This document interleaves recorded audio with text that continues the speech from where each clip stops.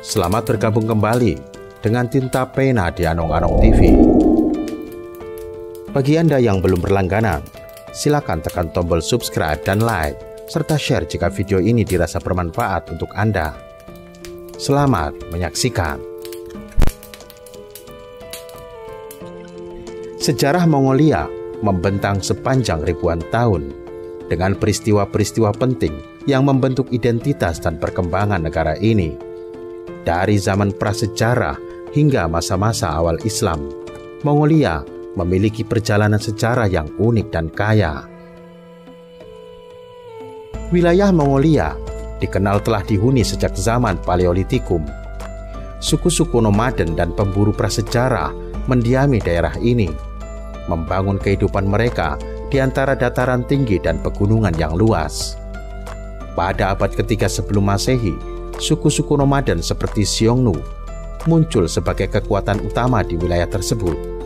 Xiongnu berperan dalam konflik dengan dinasti Han di Tiongkok, menciptakan suatu hubungan yang kompleks.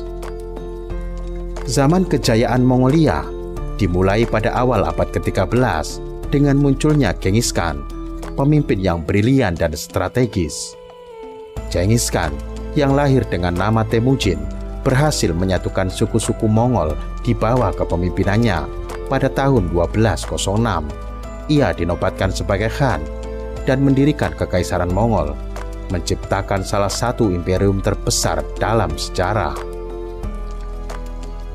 Genghis Khan menggempur sebagian besar Asia dan Eropa, membawa perubahan besar dalam dunia militer dan politik.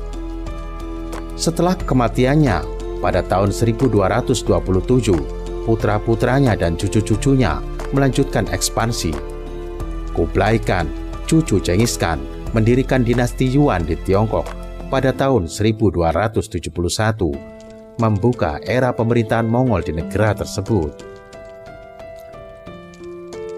Ketika Kekaisaran Mongol memperluas wilayahnya, terjadi pertukaran budaya yang luas.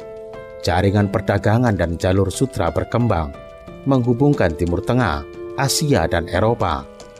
Meskipun terkenal karena penaklukannya, Kekaisaran Mongol juga mendukung perkembangan seni, ilmu pengetahuan dan agama di wilayah yang dikuasainya. Pada abad ke-14, Kekaisaran Mongol mengalami perpecahan dan kemunduran. Dinasti Yuan di Tiongkok melemah dan pemberontakan lokal serta serangan dari negara tetangga melemahkan otoritas Mongol. Pada tahun 1368, dinasti Ming merebut kembali kekuasaan di Tiongkok, mengakhiri pemerintahan Yuan. Meskipun Kekaisaran Induk mulai runtuh, keturunan Kekaisaran Mongol tetap memainkan peran penting di wilayah Asia Tengah.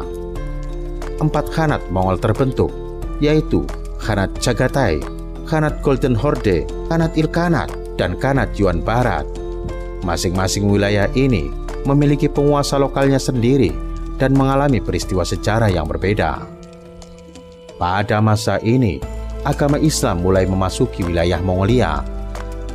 Pada abad ke-14 dan 15, beberapa pemimpin Mongol dan suku-suku yang mendiami bagian selatan wilayah ini mulai memeluk Islam. Namun, penerimaan agama Islam di Mongolia berkembang secara bertahap dan tidak merata. Setelah runtuhnya dinasti Yuan, Mongolia jatuh ke bawah pengaruh Tiongkok. Selama beberapa abad, wilayah ini berada di bawah kendali berbagai dinasti Tiongkok. Pada abad ke-17, dinasti Qing berhasil menguasai Mongolia dan Mongolia menjadi bagian dari Kekaisaran Qing.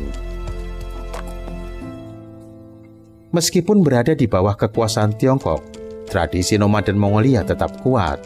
Suku-suku penggembala dan pemburu terus mempertahankan gaya hidup nomaden mereka, menjaga kemerdekaan budaya mereka dalam waktu yang panjang.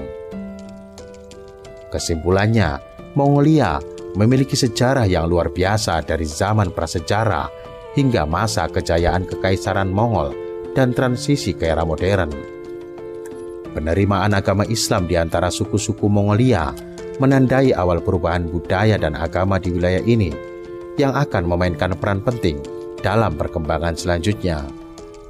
Secara panjang dan beragam, mencerminkan kompleksitas wilayah ini serta kekayaan warisan budaya dalam sejarahnya.